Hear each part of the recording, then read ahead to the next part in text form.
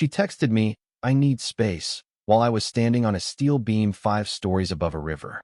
The wind was cutting through my jacket, the crew shouting measurements below, cranes swinging rebar like slow, mechanical birds. My phone vibrated in my pocket again. I climbed down before I opened it. I already knew the tone. Short, polite, corporate. "We need a break. Don't make this a problem. It's only space." Only space. 500 miles away, in our condo with the glass walls and the view she loved for client dinners, Emily had decided our marriage needed space. No call. No argument. Just a text dropped between site inspections. I didn't answer right away. I watched a barge move under the unfinished bridge. Steel I signed off on.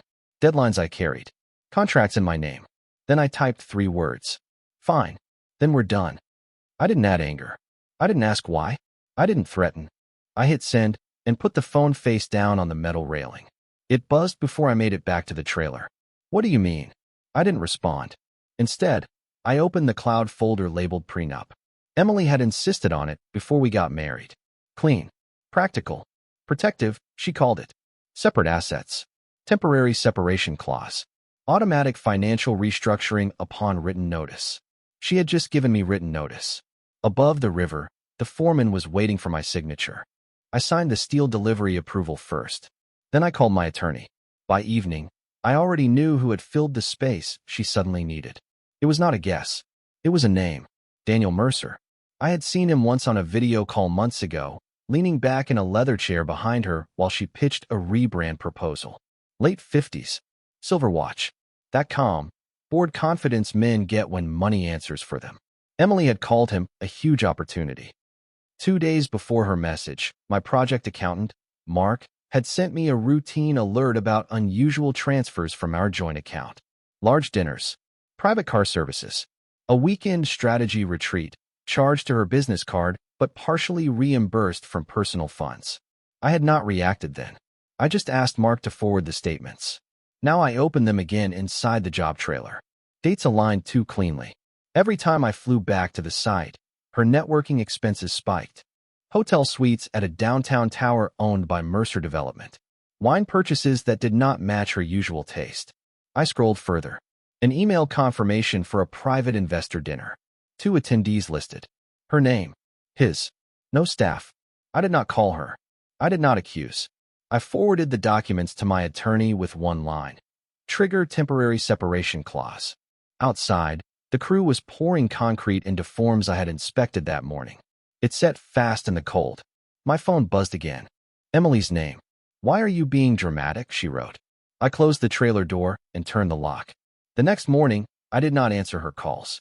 Instead, I answered my lawyer. He spoke calmly, the way men do when paperwork replaces emotion.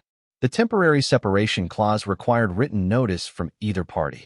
Her message qualified. Once activated, shared assets shifted into protective structure.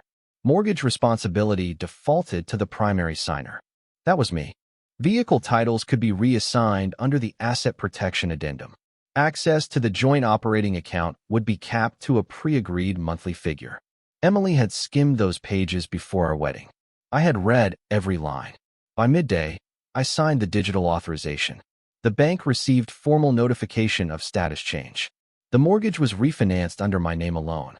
Her access to the primary account was limited to the exact amount outlined in the agreement. Not punishment. Procedure. I did not block her.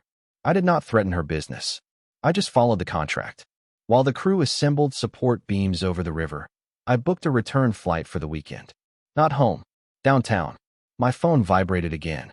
I said space, not divorce, she wrote. I watched a crane lower a steel section into place. Precision mattered. If one measurement was off, the whole structure weakened. In the evening, my attorney confirmed the vehicle title transfer was filed electronically.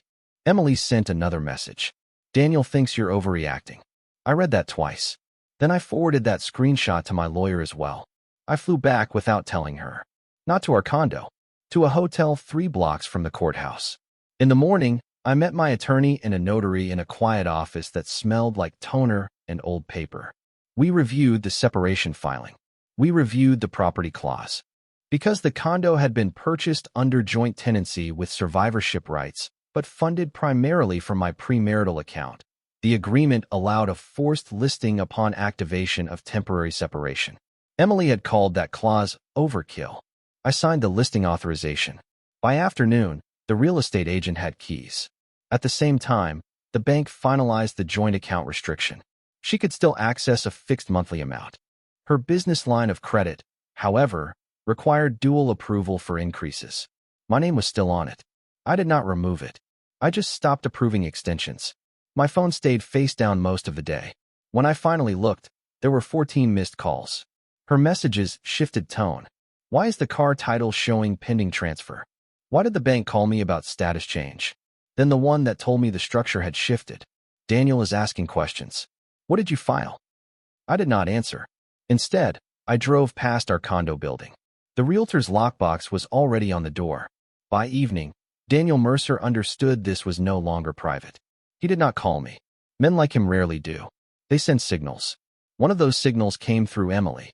She texted that Daniel thought it was better to de-escalate until things were clarified. He did not want his name connected to a public marital dispute. His development group was closing on a mixed-use project downtown. Investors preferred stability. I read that while sitting in the hotel lobby. Stability. Earlier that afternoon, my attorney had filed a formal notice of marital status change attached to our shared business liability exposure. It was standard procedure. When a spouse's financial standing shifts, lenders and partners are informed. Daniel's firm was listed as a pending private investor in Emily's agency expansion. No accusations. No scandal. Just documentation. The next morning, Emily's agency email auto-response changed. Funding round under review. Staff meeting rescheduled. A junior designer I knew texted me by mistake, asking if payroll would be delayed. I did not reply. Daniel's name disappeared from her website under strategic partners before sunset. That was his move. Distance. My move was quieter. I met with the realtor again and approved the public listing date. When the condo hit the market, it would be visible to everyone in her network. That night, Emily sent a voice message instead of text. Her voice was tight. She said this was getting out of control. I deleted it without playing it twice. The condo went live on a Monday morning. Professional photos. Wide angles. The balcony she used for investor dinners framed against the skyline. The caption read, "Motivated sellers." Plural. By noon, her phone must have started lighting up. I did not need to see it to know. Her world ran on visibility. Designers, founders, real estate brokers, wives of developers who tracked listings the way traders track markets. Nothing in that building moved without whispers. My phone stayed quiet until early afternoon. Then a single message from her business partner, Rachel. She wrote that she had just found out about the listing through a client. She asked if everything was stable at home. She said Daniel had stepped back from preliminary funding, pending clarity. Clarity. Emily called 3 times in a row. I did not answer. Instead, I met with my attorney again and reviewed the next step. Formal petition for dissolution. No allegations attached. No public drama. Just paperwork. Later that evening, I drove past the condo building again. Emily's car was parked outside. The title transfer had already updated in the system. Legally, it was no longer hers. Through the glass lobby, I saw her speaking to the concierge. Her posture was different. Tighter. Controlled. My phone buzzed. "You really thought no one would notice?" she wrote. I locked the screen and kept walking. By midweek, she stopped texting in paragraphs. The messages became shorter. Direct. "Can we talk in person? I didn't think you'd go this far." This was supposed to be temporary. I was back on site by then, standing over reinforced concrete forms while inspectors signed off on load calculations. The river moved under the structure we were building, steady and indifferent. Emily sent a photo that evening. Our dining table. 2 wine glasses. 1 place setting. No caption. I did not respond. Instead, I authorized the realtor to schedule open house viewings. The lockbox code was shared with licensed agents. Traffic would start by the weekend. Her next message mentioned Daniel by name for the first time since this started. She wrote that he had stepped away entirely. His legal team advised against complications. He wished her the best with her restructuring. Restructuring. That word lingered longer than anything else she had sent. Later that night, my attorney confirmed the preliminary dissolution paperwork had been filed with the county clerk. No claims of misconduct. Just incompatibility and activation of pre-agreed terms. Clean. My phone rang again. This time I answered, but I did not speak. Her voice came through tight and controlled. She said this was hurting her business. She said investors were nervous. She asked what I wanted. I let the silence stretch until she stopped talking. Then I ended the call without a word. She came to the site without warning. I saw her from the edge of the platform, stepping out of a rideshare in heels that did not belong on gravel. Hard hat handed to her by security. Sunglasses on, even though the sky was gray. The crew noticed. Of course they did. Emily walked toward the temporary office trailer like she was entering one of her client meetings. Controlled posture. Measured pace. But when she saw me, something in her face shifted. Not anger. Not confidence. Uncertainty. She said we needed to handle this privately. She said the listing, the filings, the bank notifications were escalating things beyond repair. She said she had only asked for space. That Daniel had been a strategic connection. That nothing was meant to replace me. I listened. Wind hit the steel frame behind us. Machinery moved. Men kept working. She asked if this was about pride. If I was trying to prove something. I told her the paperwork would proceed as outlined. That was it. No accusation. No mention of Daniel. No replay of hotel receipts or investor dinners. Just the statement. Her composure cracked for a second. She said she did not mean for it to go this far. She said she never thought I would actually walk away.